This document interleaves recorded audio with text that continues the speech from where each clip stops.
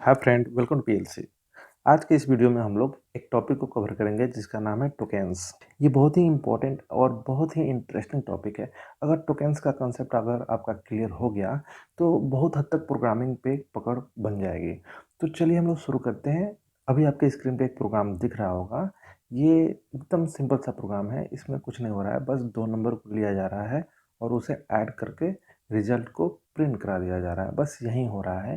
पहले हम इसका आउटपुट आपको दिखा देते हैं। तो देखिए ये रहा आउटपुट। नीचे आपको दिख रहा होगा ग्रीन कलर में आउटपुट आ चुका है, रिजल्ट इक्वल टू 11। ये 11 कहाँ से आ रहा है? तो थोड़ा सा प्रोग्राम को देखिए। यहाँ पे मेन फंक्शन है आपका। मेन फंक्शन के अंदर ही हम लोग कोडिंग लिखते हैं।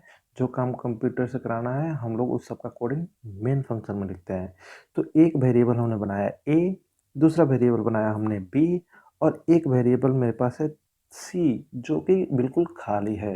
ए और बी में हमने कुछ वैल्यू असाइन कर दिया जो आपको दिख रहा है 5 एंड 6, लेकिन सी बिल्कुल खाली है।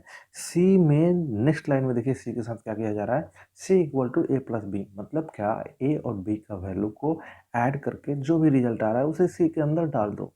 और जस्ट उसके नीचे वाला जो लाइन है उसमें क्या हो रहा है, system dot out dot print L N function को यूज किया गया है और प्रिंट एल एन फंक्शन के हेल्प से रिजल्ट को प्रिंट कराने की कोशिश की जा रही है। और एक मैसेज के साथ, मैसेज क्या है, रिजल्ट इक्वल टू, ताकि आपका जो आउटपुट है थोड़ा सा खूबसूरत दिखे। तो बस यही एक लॉजिक है इसके पीछे, कोई बड़ा टफ ये प्रोग्राम नहीं है। आप लोगों को समझ में आ गया होगा। चलिए, तो अब जो हमें समझना है हम उस पे आते हैं। ठीक है, हमें क्या समझना है, टोकेन्स। टोकेन्स क्या होते हैं? ठीक है, तो टोकेन्स समझने से पहले हम लोग एक रियल लाइफ एग्जांपल को लेते हैं, एक रियल लाइफ रेफरेंस लेते हैं, उसे समझने की कोशिश करते हैं।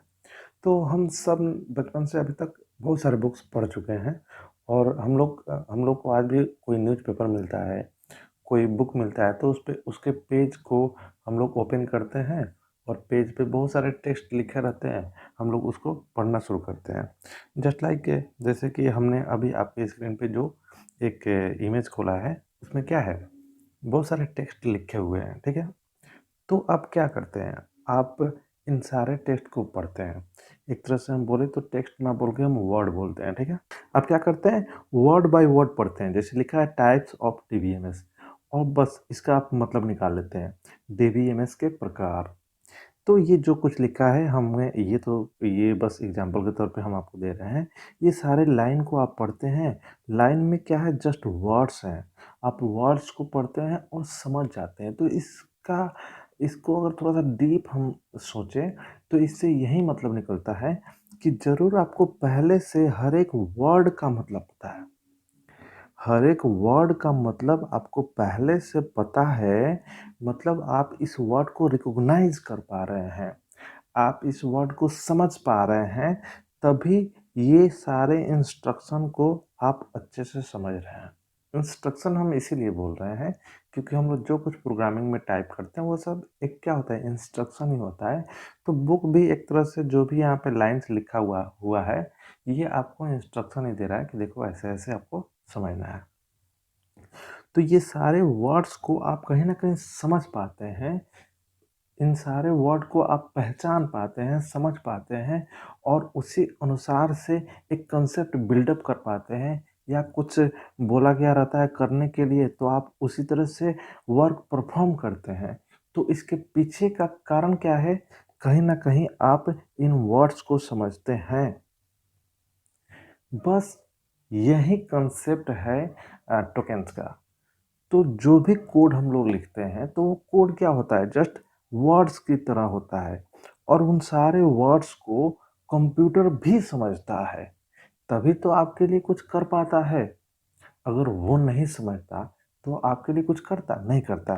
जैसे कि आप इन वर्ड्स को नहीं समझ पाते तो आप कुछ इसको पढ़ के कुछ मतलब निकाल पाते नहीं निकाल पाते। तो ठीक इसी तरह से आप जो कुछ लिख के देते हैं कंप्यूटर को, तो ज़रूर उसको वो समझता होगा, तभी वो आपके लिए कुछ काम कर देता है। तो जो भी एक छोटा वर्ड है, जैसे कि यहाँ पे ए लिखा हुआ है, 1 लिखा हुआ है, तो ये एक छोटा से छोटा वर्ड भी है, चाहे एक कैरेक्टर का हो, चाहे 2-4 कैरेक्टर का हो, ये स्मॉलेस्ट यूनिट कहलाएगा। ये क्या कहलाएगा? Smallest unit. तो आइए हम लोग चलते हैं अपने प्रोग्राम पे। तो अभी आपको जो प्रोग्राम में दिख रहा है, ये सारे जो कुछ यहाँ दिख रहा है, ये सारे क्या है? टोकेन्स है। जो कुछ आपको दिख रहा है सब टोकेन्स है। देखिए हम कुछ सिंबल को भी हम सर्कल कर रहे हैं, तो इसका मतलब वो भी टोकन है। जैसे कि ये कुछ लिखा हुआ, ये तो टोकन है ही, साथ में ये सब भी टोकन है। तो जो कुछ कोड में दिखता है वो सब टोकन है। थोड़ा सा और हम आपको क्लियर कर देते हैं। देखिए एक प्रोग्राम के अंदर कमेंट भी हो सकते हैं। तो देखिए यहाँ पे 2 कमेंट है, ठीक है? 2 कमेंट यहाँ पे दिया हुआ है, तो कमेंट को कंप्यूटर नहीं पढ़ता है। कमेंट किसके लिए होता है? कमेंट प्रोग्रामर के लिए होता है, मतलब इंसानों के लिए होता है। इंसान अपने समझने के लिए क्या करता है? कमेंट डालते हुए चलता है कोड में। तो कमेंट से कोई मतलब नहीं होता है कंप्यूटर को। कमेंट को तो पूरी तरह से इग्नोर करता है, कमेंट तो पढ़ता ही नहीं है। तो कमेंट को जब वो पढ़ता ही नहीं है तो इसको समझेगा कहाँ से? तो इसी के लिए इसको टोकन के कैटेगरी में नहीं रखा गया है। तो कमेंट को टोकन के अंदर नहीं डाला जाता है। टोकन से बिल्कुल अलग होता है कमेंट, ठीक है? तो अब आप बोल सकते हैं कि जो भी प्रोग्राम में दिखता है वो टोकेन्स होते हैं और कमेंट्स भी हो सकते हैं और वाइट स्पेसेस होते हैं। क्या होते हैं? White spaces. तो आप बोलिएगा वाइट स्पेस क्या है? तो देखिए यहाँ पे स्पेस है, मतलब एक पूरा पूरा लाइन खाली है। यहाँ पे जैसे क्लास और डिकोडर के बीच में स्पेस है, ठीक है? तो अब जो ये प्रोग्राम लिखा हुआ है, इसको अगर खूब बारीक लेवल पे अगर हम आपको समझाएँ तो हम बोल सकते हैं कि ये पूरे प्रोग्राम में 3 चीज़ें हैं। क्या-क्या है? पहला है टोकन, दूसरा है कमेंट और तीसरा है व्हाइट स्पेसेस। बस यही 3 चीज़ मिलके कंप्लीट प्रोग्राम का निर्माण करता है, ठीक है? एंटायर प्रोग्राम में बस यही 3 चीज़ है, टोकेन्स, कमेंट और व्हाइट स्पेसेस। तो व्हाइट स्पेसेस को पढ़ना नहीं है, इससे कोई मतलब नहीं है हमें। कमेंट से भी कोई मतलब नहीं है। बस टोकन के टाइप से मतलब है कि भाई टोकन कितने टाइप के होते हैं, ठीक है? तो बस टोकन के टाइप से हमें मतलब है, वो चीज़ हम देखेंगे। तो टोकन्स आपने समझ गया? टोकन क्या है? जितना कोड हम लोग लिखते हैं जिससे कि कंप्यूटर कुछ कर दे आपके लिए, चाहे वो कोई वर्ड की तरह दिखेगा या सिंबल की तरह दिखेगा, ये सब क्या है? टोकेन्स है। हाँ, एक बात ध्यान रखिएगा, कमेंट्स अलग होता है। कमेंट्स को टोकन के अंदर हम लोग नहीं डालते हैं। क्यों नहीं डालते हैं? ये भी समझा दिए। क्योंकि कंप्यूटर कमेंट को पढ़ता ही नहीं है। तो कंप्यूटर जिस चीज़ को पढ़ता है, जिस चीज़ का मतलब समझता है और उस मतलब समझने के बाद आपके लिए कुछ काम कर देता है, वही सब टोकन कहलाते हैं, ठीक है? चलिए, तो एक लाइन का इसका डेफिनेशन है, आपके प्रोग्राम का स्मॉलेस्ट इंडिविजुअल यूनिट ही टोकन कहलाता है, जिसे एक कंपाइलर पहचानता है, ठीक है? तो चलिए हम लोग चलते हैं स्लाइड्स पे। थोड़ा अच्छा सा डेफिनेशन यहाँ पे है, smallest individual units in a program are known as token. The compiler recognises them. Compiler उसको पहचानता है, ठीक है? बस आप यहाँ तक लिखते हैं तो थोड़ा सा कन्फ्यूजन हो जाएगा, क्योंकि उसमें कमेंट भी तो होता है, लेकिन कमेंट को कंपाइलर नहीं पहचानता है। तो इसी के लिए कमेंट टोकन से अलग हो जाता है। The compiler recognises them for building up expressions and statements. कम जो भी हम लोग स्टेटमेंट लिखते हैं, जो भी हम लोग एक्सप्रेशन लिखते हैं, वो सब हम लोग क्या करते हैं? टोकेन्स को ही एडजस्ट करके टोकेन्स को ही जैसे कि हम बोल सकते हैं कि जैसे कि आप एक सेंटेंस लिखते हैं इंग्लिश का, तो एक पूरा का पूरा आप सेंटेंस लिखते हैं, तो क्या करते हैं? कुछ वर्ड्स को एक मीनिंगफुल वे में सजा देते हैं, तो वो हो जाता है सेंटेंस। उसी तरह से जब आप स्टेटमेंट लिखते हैं कंप्यूटर से कुछ काम कराने के लिए, तो वो स्टेटमेंट में क्या होता है? बस टोकेन्स ही होते हैं, जैसे कि आप सेंटेंस में लिखते हैं, उसी तरह से स्टेटमेंट में आप टोकेन्स लिखते हैं, ठीक है? चलिए, तो टोकेन्स का टाइप पढ़ना है हमें। टोकेन्स कितने प्रकार के होते हैं? ये जो आपको दिख रहा है 5 प्रकार, ये टोकेन्स के प्रकार हैं। पहला है कीवर्ड्स, दूसरा आइडेंटिफायर्स, तीसरा लिटरल्स, चौथा ऑपरेटर्स, और फिर पांचवा सेपरेटर्स। ये सब टोकेन्स के प्रकार हैं। तो ये सारे के सारे प्रोग्राम में अवेलेबल रहते हैं। अभी तक आपको ये पहचान में नहीं आता हो भले ही, लेकिन जैसे इन सबको पढ़ लीजिएगा तब आप क्या कर सकते हैं, एक प्रोग्राम को गहराई से देख के आप उससे पता लगा सकते हैं कि इस प्रोग्राम में कहाँ आइडेंटिफायर है, कहाँ मेरा कीवर्ड है, कहाँ लिटरल्स है, कहाँ ऑपरेटर्स है, कहाँ सेपरेटर्स है। ठीक है, तो अभी जस्ट हमने एक छोटा सा प्रोग्राम देखा, तो वहाँ पे भी ये सब चीज़ है। आइए हम आपको कुछ चीज़ों को दिखा देते हैं। ठीक है, तो देखिए मैं आपको दिखाता हूँ। ये जितना ये जो दिख रहा है ना बैंगनी कलर का, ये सब कीवर्ड्स हैं। क्या है? कीवर्ड्स। ठीक है, और ये जो जावा है, यूटिल है, डिकोडर है, मेन है, मतलब कि जो वाइट कलर में दिख रहा है ये आइडेंटिफायर्स है। क्या है? आइडेंटिफायर्स। और ऑपरेटर्स भी वाइट कलर से ही शो होते हैं। ठीक है, ये जो हम एप्लीकेशन यूज कर रहे हैं इस एप्लीकेशन में इसी कलर से शो होते हैं। हो सकता है दूसरे एप्लीकेशन में थोड़ा सा दूसरे कलर से शो हो जाए, वो अलग अलग एप्लीकेशन में ये वेरी करता है। जो ग्रीन कलर से दिख रहा है इसे लिटरल्स बोलते हैं। ठीक है, मतलब कि जो वैल्यू होता है उसी को हम लोग लिटरल्स बोलते हैं। तो जो भी वेरिएबल का नाम है ये आइडेंटिफायर कहलाता है। जो भी क्लास का नाम है ये आइडेंटिफायर कहलाता है। जो भी पैकेज का नाम है ये आइडेंटिफायर कहलाता है। तो धीरे धीरे ये सारा चीज़ आपको समझ में आ जाएगा। देख रहे हैं कैसे प्रोग्राम का पोस्टमार्टम कर दिया मैंने, एकदम इसका एक एक चीज़ को एक्सप्लेन कर दिया। यहाँ पे प्रिंट एलन है। प्रिंट एलन क्या है? ये भी एक नाम है, फंक्शन का नाम है। तो आप इसे भी बोल सकते हैं ये क्या है? आइडेंटिफायर है। आउट ये भी आइडेंटिफायर है। सिस्टम ये भी आइडेंटिफायर है। ठीक है, तो जिस किसी क्लास का नाम, किसी वेरिएबल का नाम, किसी ऑब्जेक्ट का नाम, ये सब आइडेंटिफायर कहलाते हैं। खासकर जो स्ट्रिंग होता है ना वो रेड कलर से शो होता है। तो रेड कलर स्ट्रिंग है, तो स्ट्रिंग किस कैटेगरी में जाता है? तो ये लिटरल्स की कैटेगरी में जाता है। ठीक है, तो चलिए अब हम लोग चलते हैं थोड़ा सा थ्योरी पार्ट में। तो एक एक करके हम लोग देखते हैं। ठीक है, काफ़ी डीपली तो एक्सप्लेन हम नहीं करेंगे, लेकिन फिर भी इतना एक्सप्लेन कर देंगे ताकि आपके लिए आगे आने वाली चीज़ें आसान हो जाए। ठीक है, तो चलिए हम लोग कीवर्ड से शुरू करते हैं। कीवर्ड्स। कीवर्ड्स कुछ नहीं होता है, कुछ वर्ड्स को रिजर्व कर लिया गया है पहले से ही, उन्हें रिजर्व वर्ड को कीवर्ड्स बोलते हैं।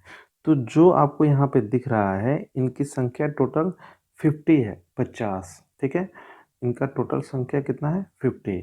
ये जो आपको दिख रहा है यहाँ पे टेबुलर फॉर्म में, ये सब कीवर्ड्स ही हैं। ठीक है, इन सब का एक खास मतलब कंप्यूटर को ऑलरेडी पता है। मतलब जो भी कंपाइलर है आपका, उसे ऑलरेडी इसका एक खास मतलब बता दिया गया है। और जब भी आप इसको इस्तेमाल कीजिएगा तो उसी मकसद से इस्तेमाल करना होगा।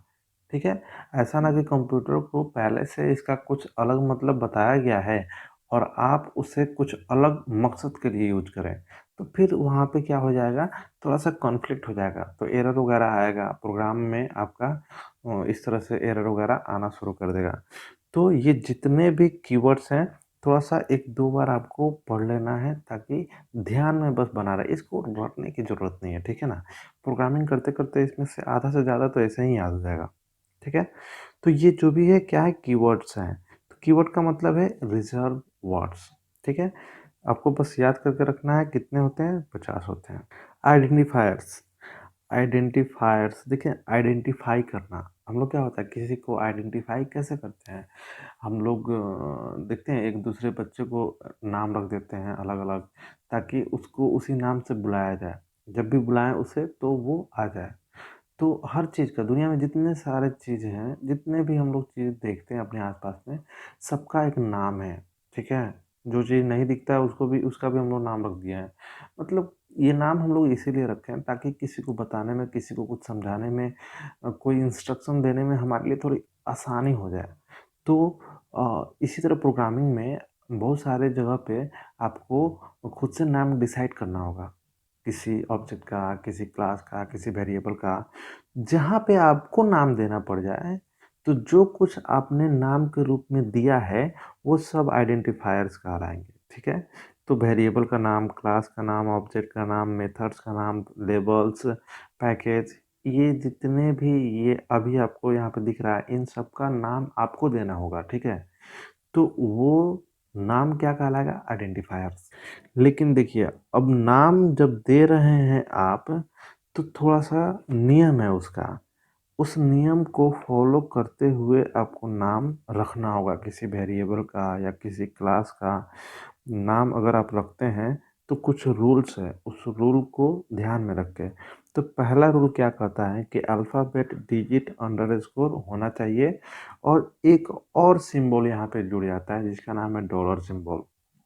देखिए, सी और सी प्लस प्लस अगर आप पढ़े हैं तो सी और सी प्लस प्लस में डॉलर सिंबल का यूज नहीं किया जाता है नाम देने के लिए, लेकिन यहाँ पे डॉलर सिंबल का भी इस्तेमाल करते हैं हम लोग किसी आइडेंटिफायर का नाम डिसाइड करने के लिए, ठीक है? तो अल्फ़ाबेट होगा, डिजिट भी हो सकता है, अंडरस्कोर भी हो सकता है और साथ में डॉलर साइन भी हो सकता है। दूसरा रूल कहता है कि डिजिट से शुरू नहीं होना चाहिए, ठीक है? कोई भी नाम दीजिए लेकिन नंबर से शुरू नहीं होना चाहिए। अंडरस्कोर से शुरू हो जाएगा, डॉलर से शुरू हो जाएगा, एबीसीडी से शुरू हो जाएगा, मतलब अल्फ़ाबेट से, लेकिन डिजिट से नहीं। चौथा रूल कहता है कि upper case, lower case letters are distinct, मतलब अपर केस लेटर में अगर किसी वेरिएबल का नाम आपने रखा है, लोअर केस लेटर में नाम सेम है तो भी उसको अलग अलग माना जाएगा। मतलब यहाँ पे कैपिटल में लिखिएगा और स्मॉल में लिखिएगा, दोनों को अलग अलग मान के चलता है ये। चौथा रूल है एनी लेंथ, कितना भी बड़ा हो सकता है। तो आइडेंटिफायर्स की यही कहानी है। चलते हैं नेक्स्ट पे। नेक्स्ट है लिटरल्स। देखिए, लिटरल्स वर्ड अपने आप में थोड़ा सा टफ लगता है, ठीक है? लेकिन लिटरल्स का मतलब होता है बस डाटा एंड वैल्यू, डाटा और वैल्यू और कांस्टेंट, बस। देखिए, कांस्टेंट बोलिए तो भी लिटरल ही कहलाएगा, वैल्यू बोलिए तो भी बात वही है, डाटा बोलिए तो भी बात वही है, ठीक है? इतना से आप समझ गए होंगे। तो डाटा अनेक प्रकार के होते हैं, ठीक है? जैसे कि यहाँ पे कुछ लिखा हुआ है डाटा का टाइप है। जैसे कि अगर नंबर पे आप काम करते हैं और वो नंबर में कहीं से कोई पॉइंट वाला नहीं है, दशमलव में नहीं है, तो वो नंबर इंटीजर में चला जाएगा। अगर आप कोई नंबर के साथ काम कर रहे हैं लेकिन उस नंबर में पॉइंट है, तो वो फ्लोट के साथ चला जाएगा, ठीक है?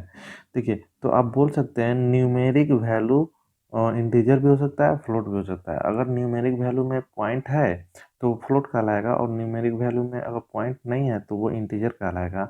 और ये नंबर नेगेटिव भी हो सकते हैं, पॉजिटिव भी हो सकते हैं, ठीक है? चलिए, कैरेक्टर। कैरेक्टर का मतलब होता है एक सिंगल सिंबल, सिंगल मतलब एक सिंगल कैरेक्टर, जैसे कि ए, ठीक है?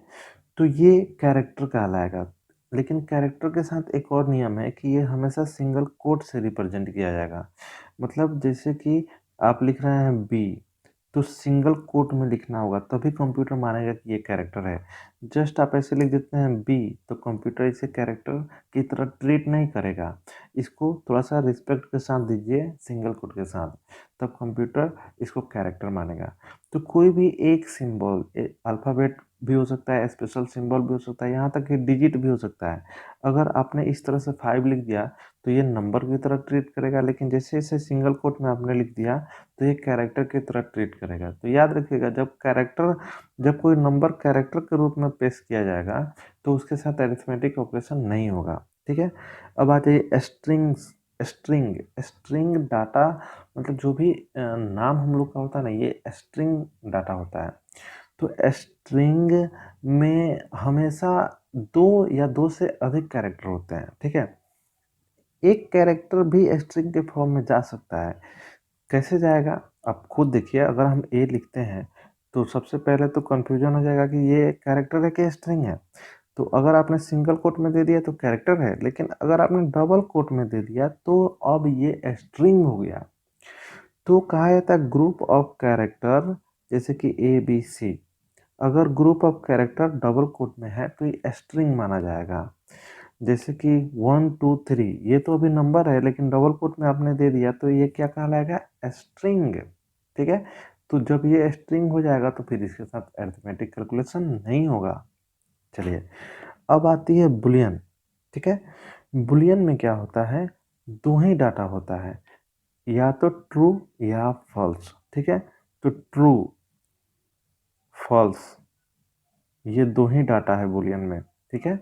मतलब दो ही वैल्यू है बुलियन का, ट्रू या फॉल्स।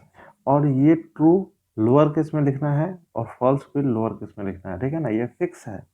ट्रू और फॉल्स ये बूलियन लिटरल हो गए। तो लिटरल्स क्लियर हो गया। चलिए नेक्स्ट है ऑपरेटर्स। देखिए ऑपरेटर्स ऑपरेटर्स क्या करते हैं, तो जैसे कि एक अभी हम लोग प्रोग्राम देखे हैं, उसमें प्लस का हम यूज किए थे, तो प्लस क्या कर रहा था, एडिशन परफॉर्म कर दे रहा था। तो ये कुछ नहीं होता, ये एक सिंबल होता है, ठीक है, जो एक ऑपरेशन परफॉर्म कर देता है। ये ऑपरेशन परफॉर्म करता है, तो वो ऑपरेशन किस पे लागू होता है, तो ऑपरेंड्स पे। तो हम बोल सकते हैं कि एक ऐसा सिंबल जो अपने ऑपरेंड्स पे कोई ऑपरेशन परफॉर्म कर दे। तो फिर आपको लगेगा कि ऑपरेंड्स क्या है, हमने लिखा a प्लस बी, तो बीच वाला तो ऑपरेटर हो गया और दोनों साइड में जो है ना, ये ऑपरेंड कहलाता है, ठीक है। तो आप बोल सकते हैं जिस पे एक्शन परफॉर्म होता है उसे ऑपरेंड बोलते हैं, ठीक है। और जिस तरह का एक्शन परफॉर्म होना है उसे ऑपरेटर बोलेंगे, ठीक है। चलिए, तो ऑपरेटर देखिए, बहुत सारे ऑपरेटर का कुछ और प्रकार होता है, लेकिन वो सब हम आपको अभी नहीं दे रहे हैं, अभी आपको बेसिक दे रहे हैं, ठीक है। पहले आप इतना समझ जाइए, तो आप खुद से भी थोड़ा बहुत कुछ और ऑपरेटर है उसे आप समझ सकते हैं। और एक आखिरी क्या बच गया, टोकेन्स का एक आखिरी प्रकार जिसको बोलते हैं सेपरेटर्स। सेपरेटर्स, तो देखिए सेपरेटर्स जैसे नाम से लग रहा है सेपरेट करता है। हम लोग जो कोडिंग लिखते हैं ना, तो एक कोड को दूसरे कोड से, एक स्टेटमेंट को दूसरे स्टेटमेंट से सेपरेट करता है, या ब्लॉक में एक ब्लॉक को दूसरे ब्लॉक से सेपरेट करता है, तो वहाँ पे सेपरेटर का यूज होता है। तो सबसे ज़्यादा हम लोग सेपरेटर के तौर पे सेमी कोलन को ही यूज करते हैं, लेकिन और भी सेपरेटर्स होते हैं, ठीक है। यहाँ पे लिख रहा है separators help us defining the structure of a program. ये प्रोग्राम को ना एक अच्छा सा स्ट्रक्चर प्रोवाइड कर देता है, ठीक है। In Java there are few characters used as separator. कुछ कैरेक्टर हैं जिनको सेपरेटर के तौर पे यूज किया जाता है, जैसे कि semicolon, comma, colon, curly braces, parenthesis, bracket, ये सब सेपरेटर्स कहलाते हैं, ठीक है। ठीक है, आगे इन सब का इस्तेमाल करके आप खुद अच्छे से इसको प्रैक्टिस कीजिएगा तो समझ में आ जाएगा हर चीज़, ठीक है। तो ये पूरा का पूरा अभी हमने जो कवर किया इस एक छोटा सा टॉपिक को, इसको क्या बोलते हैं, छोटा तो टॉपिक नहीं है, ये अपने आप में बड़ा टॉपिक है। अगर इसको काफ़ी अच्छे से पढ़ा जाए तो ये अपने आप में एक पूरे चैप्टर के तौर पे आ जाता है। ये टोकन हम लोगों ने क्या कवर किया, टोकेन्स। अगर आपको अच्छा लगा हो तो प्लीज़ लाइक कीजिएगा, और अभी तक अगर आपने सब्सक्राइब नहीं किया तो प्लीज़ चैनल को सब्सक्राइब कर दीजिएगा। मिलते हैं नेक्स्ट वीडियो में, तब तक के लिए